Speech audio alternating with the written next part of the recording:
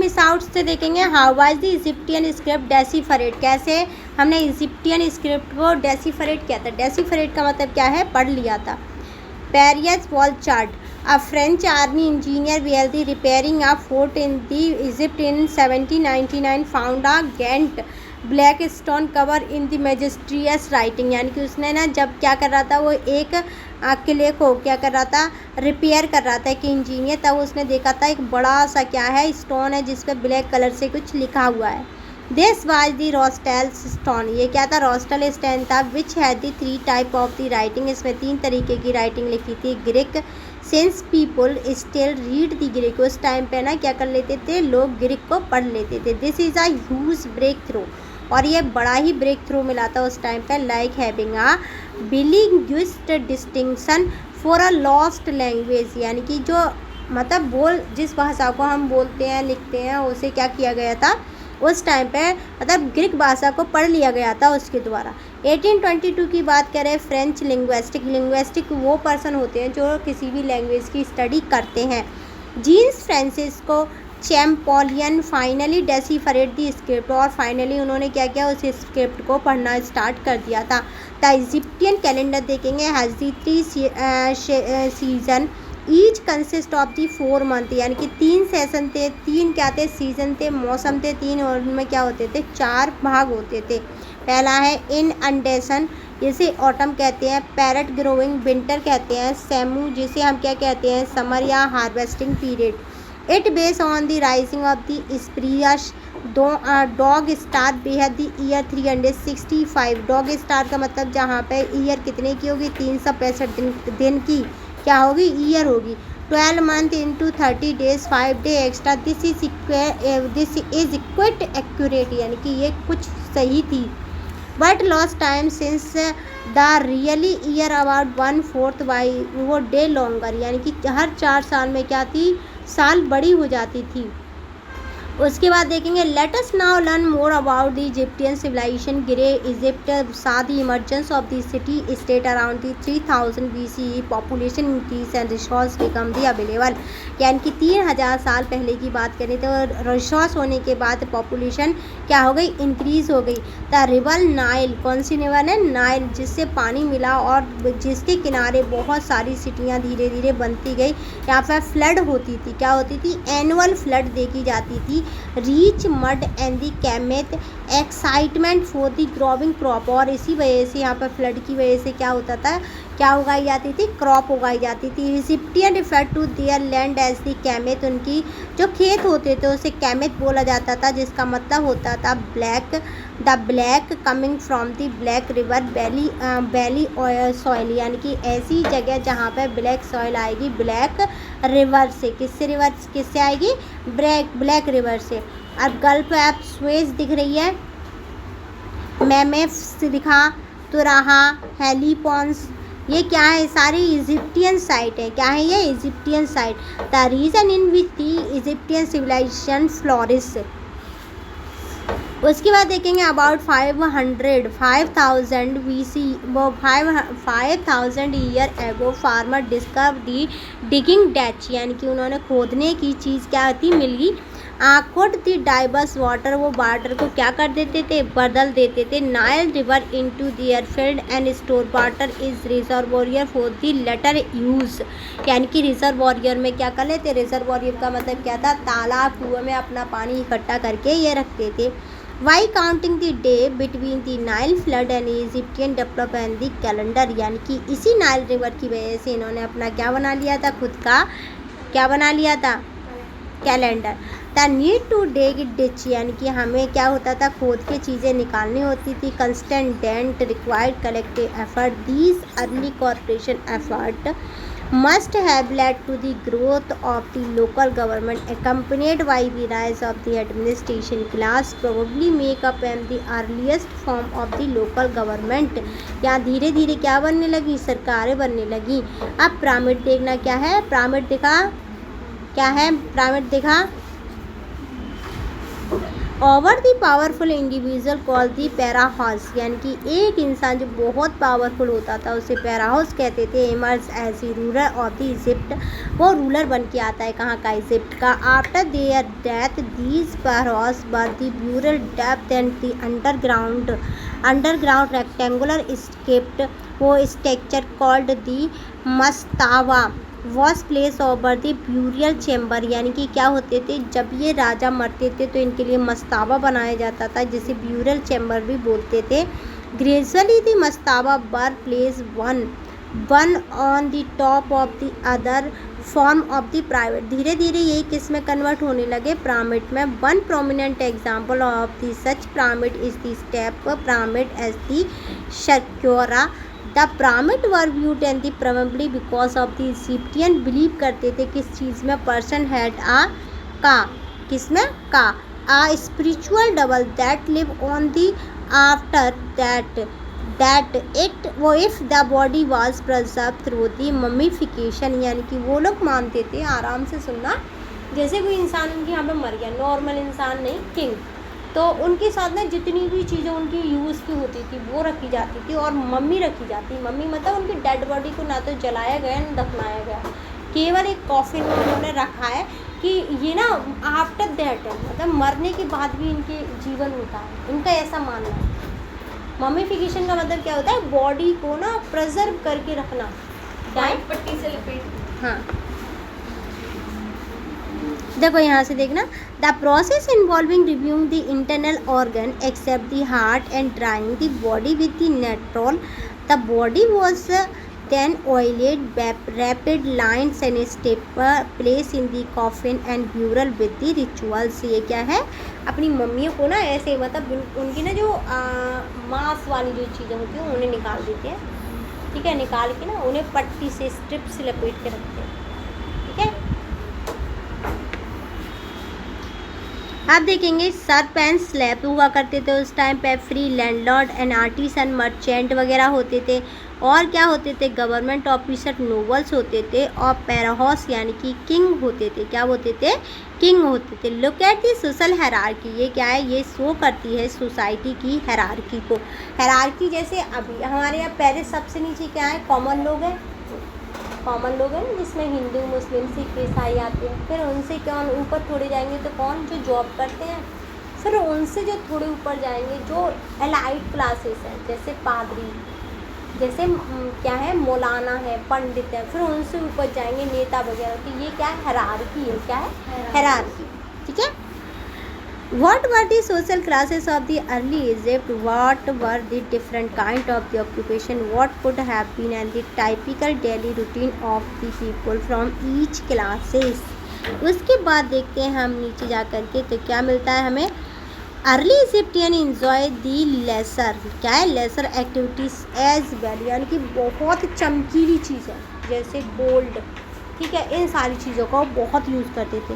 दे swamp कॉइनेट play board game and even enjoy music and dancing festival birth center to the early Egyptian culture dedicated to the gods and the pharaohs rule. Each god have the festival, हर किसका god का क्या होता था, एक festival होता था, in which there the statues was द पैराडेट and accompanied by the musical play on the instrument such as the Sisithram festival also celebrates reign of the pharaohs. For example, the Set festival was held to mark a king 30 years on the throne. These grand events show the people deep reverence for their the gods and ruler, यानी कि ये क्या करते थे, जो parents होते थे कुल मिलाकर के वो क्या करते थे, एक ऐसी सिचुएशन बनाते थे कि उसकी पूरी सोसाइटी का कंट्रोल उनके हाथ में रहता, राजा के हाथ में। डोंट मिस में देखेंगे, Egyptian women in generally enjoy the more right, उनके पास बहुत ज़्यादा राइट थे।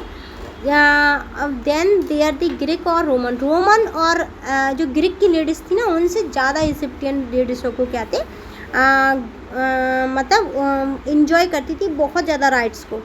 एज दे कुड, राइट मतलब अधिकार, as they could own property, उनकी खुद की प्रॉपर्टी होती थी, बिजनेस भी होते थे, और क्या है, क्लियोपैत्रा, क्या है, क्लियोपैत्रा जो हुआ करती थी वो ट्रेन करती थी, चाइल्डहुड में ही रूल किया था उसने, बिकम क्वीन बनी एक एज में, 18 की एज में, वो क्या है, क्लियोपैत्रा जो थी ना वो क्या थी, रानी थी।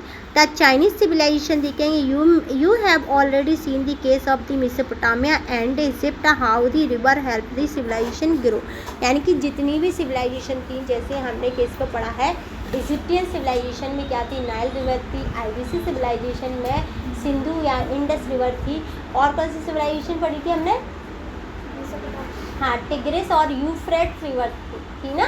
तो इन सब के पास जितनी भी सिविलाइजेशन थी ना, उनके पास रिवर थी। अब देखते हैं चाइनीज़ के पास कौन सी रिवर है, ठीक है। Can you recall how they support people lifes, यानी कि ये जो सिविलाइजेशन जो होती थी, उनके पास जो रिवर होती थी, वो किस तरीके से क्या करती थी, हेल्प करती थी। The Chinese civilization flourish along the river the Huang He Yellow River and the Yangtze. These two river valleys were also the center of the early Chinese Neolithic culture date to the 7000 BCE around the 2000 BCE, यानी कि 7000 से लेकर के 2000 के बीच में थी ये civilisation. Introduce करती है कॉपर को और उसके अलावा ब्रॉन्ज को, अबाउट करती है Neolithic settlement specially yellow river के बेसिन में। थ्रेशोल्ड निकल के आता है, ब्रॉन्ज एज यहीं से स्टार्ट हुई थी। However the only around 1600 BCE urban centre began to emerge, urban centre यानी कि शहर इसमें इमर्ज होते गए। एक्सपेंशन हुआ एग्रीकल्चर प्रोडक्टिविटी का, एडवांसमेंट हुआ, मेटल यूज क्राफ्ट प्रोडक्शन हुआ, even led to rise of the Chinese, क्या है, Chinese bronze age territory empire निकल के आया इसमें। The history of the Chinese organize into the various dynamic, यानी कि बहुत ज़्यादा डायनेस्टी में थी। सांग डायनेस्टी आई, जुआंग डायनेस्टी आई, उसके बाद two were known as the dynasty of the bronze age. By 600 BC the use of iron become popular throughout the China, और आयरन का यूज़, किसका, आयरन का यूज़ पूरे चाइना में होने लगा। आयरन एज जनरली डेट की जाती है onward the China probably come from the Iran. वो आयरन एज यानी कि इसे क्या बोलते हैं, आयरन एज क्वीन, क्या बोलेंगे, क्वीन। डायनेस्टी निकल के, डायनेस्टी थी as not the first imperial dynasty जो चाइना की निकल के आई, क्रेडिट करती थी, यूनिफाई करती थी कंट्री को। Another important Chinese dynasty of the iron age by the Han dynasty. कौन सी डायनेस्टी थी, हंग डायनेस्टी। डायनेस्टी कौन कौन सी है हमारे पास, सांग डायनेस्टी, जुआंग डायनेस्टी और कुन एंड हांग डायनेस्टी, क्या है, कुंग एंड हांग डायनेस्टी है। डोंट मिस में देखेंगे, the Zhou ruler were both the king and priest, यानी कि किंग होते थे, प्रिस्ट भी होते थे। Believe to the appointees of the heaven but they could be the dismiss when there the people did not proper, यानी कि ये क्या करते थे, लोगों को हायर करते थे, किस लिए, इन्हें लगता था कि स्वर्ग है, क्या है, स्वर्ग क्या है। How do we know that, इससे पहले वाला था ना, अच्छा आगे वाला देखो। Public officer were choose with the great care, यानी कि जब ना कोई भी पब्लिक ऑफिसर चुना जाता था, पब्लिक ऑफिसर का मतलब ऐसा ऑफिसर जो जनता के लिए काम करता है, जब उसे चुना जाता था तो क्या होता था, बहुत ज़्यादा उसकी वो की जाती थी, सर्चिंग, पहले से जांच पड़ताल की जाती थी। After beginning the examiner in the archery, archery मतलब उसे तीरंदाजी आने चाहिए, तीर कमान जो उसे चलाना आना चाहिए। हॉर्समैनशिप यानी कि उसे हॉर्स चलाना आना चाहिए। दूसरा क्या था, कैलकुलेशन राइटिंग, यानी कि राइटिंग लिखनी आनी चाहिए, उसे राइटिंग आनी चाहिए और कैलकुलेशन भी आनी चाहिए, और कुछ संगीत भी जानता हो, क्या जानता हो, संगीत। How do we know what we know about the China, हम चाइना के बारे में कैसे जानेंगे, चाइना की हिस्ट्री हम कैसे पढ़ेंगे। China has the abundant of the historical record as the official historiographer record event, यानी कि चाइना में ना बहुत ज़्यादा हिस्टोग्राफिकल इवेंट हुए हैं जो कि रिकॉर्ड हुए हैं, क्या हुए हैं, रिकॉर्ड हुए हैं, बहुत सारे इंफॉर्मेटिव रिकॉर्ड्स हैं, ठीक है। अर्लीस्ट सोर्स जो इन्फॉर्मेशन का मिलता है वो क्या है, ऑर्कल, क्या है, oracle, which is the symbol made of the piece of the animal bone and the tortoise shell, यानी कि ये क्या है, जो टॉर्टोइस थे ना उनकी हड्डियों के बने हुए एविडेंस है, ठीक है, हड्डियों पे, सेल पे बने हुए एविडेंस है। These want but the heated until they the crack, यानी कि जब इन्हें क्या किया जाता है, गर्म किया जाता है तो टूट जाती हैं। And interpretation were made based on the pattern of the crack, The orals will the often use and the foretell the future and today they use and about the hopes, desire, fear और early Chinese यानी कि आशा के लिए, उम्मीद के लिए और डर के लिए इसका यूज़ किया जाता है।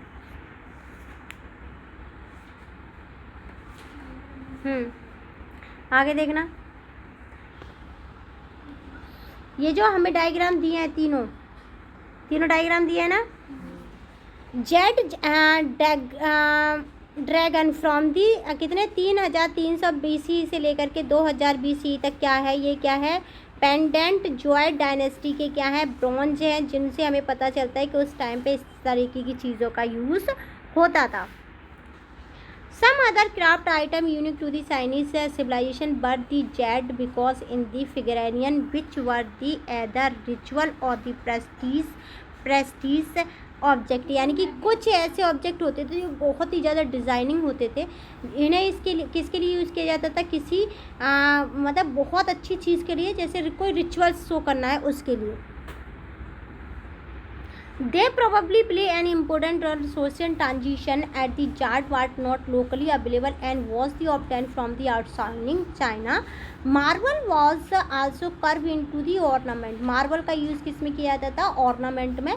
In the form of the words animal वगैरह की चीज़ों का भी यूज़ किया जाता था। फाउंडेशन वुडन पिलर के लिए बेसाइड क्या करते थे, China majesty bronze metal use, यानी कि क्या था, बहुत सारी मेटल को यूज़ करके ये क्या बनाते थे, अपने हथियार बनाते थे, टूल यानी कि चाकू वगैरह बनाते थे, और बेसल्स यानी कि बोतल वगैरह भी उस टाइम पे बनाते थे।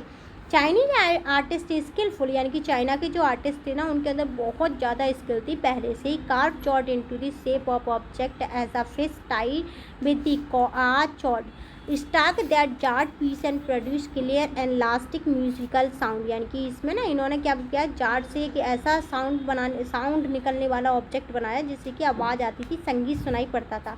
This practice reflects in important musical in China culture and the highlight the high level of the craftsmanship achieved by the Chinese people. अब ये क्या है, ग्रेट वॉल ऑफ चाइना दिखाई गई है। क्या दिखाई गई है, great Wall of China. Great Wall of China क्या है, 7 वंडर्स में इंक्लूड की गई है। किसमें, 7 वंडर्स में। The Great Wall of China was built over the period of the distancing of the 2000 year. Initially, several walls were built from क्या है 680 BC and onward by the Zhou and other dynasties protection against the violent raid of the domestic tribe, यानी कि ये क्या है, ये क्या domestic tribe जो होती थी ना उसे रोकने के लिए बनाई गई थी उस टाइम पे। These later joint together make and the effective defence mechanism. ये क्या है, दुनिया के लिए एक ऐसा सिस्टम निकल के आया है, जैसे जापान भी यूज़ करता है इसे, ग्रेट वॉल वाले कॉन्सेप्ट को। उसने भी बड़ी बड़ी वॉल बना दी है जिससे कि हम फ्लड या सुनामी से रोक सके, फ्लड और सुनामी को रोक सके। The expansion repair of the wall continue till 17th century, यानी कि ये 17th सेंचुरी तक इसका काम चलता रहा। अभी तक इसे क्या कर रहे हैं, रिपेयर कर रहे हैं। उसके अलावा what have the other reason built the Great Wall for the China, इसके अलावा क्या रीज़न हो सकता है जिसके लिए Great Wall of the China बनाई गई है। Silk was known to the Chinese from the Neolithic. Silk was यानी कि जो सिल्क के कपड़े होते थे ना वो 4000 BC से लेकर 3000 BC तक रहते थे। Become onward become the important craft during the bronze as, however the around 2nd century BC during the time of dynasty. Silk के रूट होते थे, एक जगह से दूसरी जगह जाने के लिए जो रास्ता यूज़ किया जाता था सिल्क का, उसे ही सिल्क रूट बोला जाता है 2nd century में, ठीक है। By the 1500 BC Chinese Bronze Age society was highly stratified, यानी कि बहुत ज़्यादा बटी हुई थी। क्लास आर्टिसंस टॉप और फॉलो करते थे फार्मर लेबर को, फाउंडेशन करते थे चाइनीज़ सोशल हायरार्की को, स्ट्रक्चर को। उसके अलावा मेटल का यूज़ होता था 5th century में होने लगा था। और क्या था, we have seen the major bronze age, यानी कि हमने यहाँ पे ब्रॉन्ज एज को देखा। इमर्ज हुआ इंडिपेंडेंटली फर्टाइल रिवर प्लेन था, हार्नेस हुई एग्रीकल्चर प्रोडक्टिविटी की, और इनकॉर्पोरेट हुआ न्यू रिसोर्स, हेल्प किया इंडिया की इकोनॉमी, उसकी चाइना की इकोनॉमी लीड किया। इमरजेंस ऑफ अर्बन सिटी बनी और सेंटर बने बहुत ही बड़ी बड़ी सिविलाइजेशन के सोशल और एडमिनिस्ट्रेटिव सिस्टम इंडिपेंडेंटली इन्होंने क्या क्या ग्रोथ बनाई, डेवलपिंग राइटिंग हुई और सोसाइटी इकोनॉमिक ट्रांजिशन हुए, social activities I over the time, composition हुआ लिटरेसी का, क्रिएट हुई टैक्स मतलब ये जो अक्षर लिखने के लिए आए थे वो हुए, और रूट दी ब्रॉन्ज एज सिविलाइजेशन और यहीं से ब्रॉन्ज एज सिविलाइजेशन स्टार्ट हुई।